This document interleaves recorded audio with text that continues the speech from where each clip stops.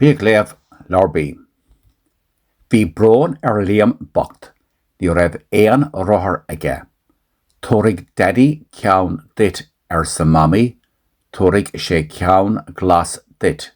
Tháinig daddy a bhaile. Tá brón Léamh sa mamaí, níl éan rothair aige. Ná bí ag caoine a Léamh sa daddy, tóraigh mise rothair nua duit. Bhí áthas cheann. Bhí sé mo arís a rothair darach. Thug daddy rothair nua a bhaile leis. Thug sé do Léamh é. Amach le Léamh ansin an rothair nua. Tá Seán agus Léamh mo anois. Tá siad ag dul suas síos an bóthar, tá áthas orthu. Tá na leanaí istigh inniu, mar tá an lá phleach. Ní féidir le dul amach, ach tá spórt acu istigh sa seomra. Tá rudaí deasa acu. Tá Teddy agus Eagláin ag na buachaillí. Féach an bhábhóg nua atá ag Róisín. Tá ceann eile ag Lucy. Tá an lá phleach sa daddy, ach tá spórt acu istigh ansin.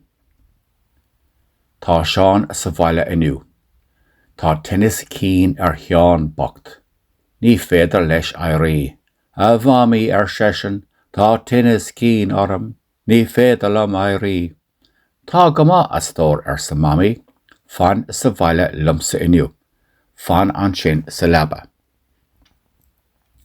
Cá bhfuil mo bhála sa Léamh. Cur mé faoin mórt ansin é maidin. Níl sé faoin mórt anois sa mamaí. Féach ansin é faoin gcathaoir, tóg leat é.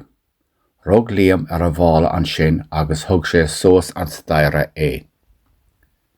Amárach bre lá Róisín, beidh lá mór aici.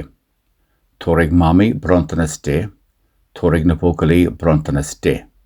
Ba bha lé leabhar a áil. Ba bha lé rothair nua. Tóraigh daddy an rothair de. Rinne mamaí cácha milliis do Róisín, inniu a bre lá. Beidh féasta acu sa bhaile.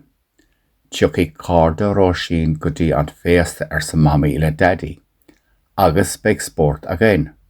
Hurrá sa na buachaillí. Beidh an spórt againn inniu le carda Róisín. Tháinig fear an phoist maidin inné.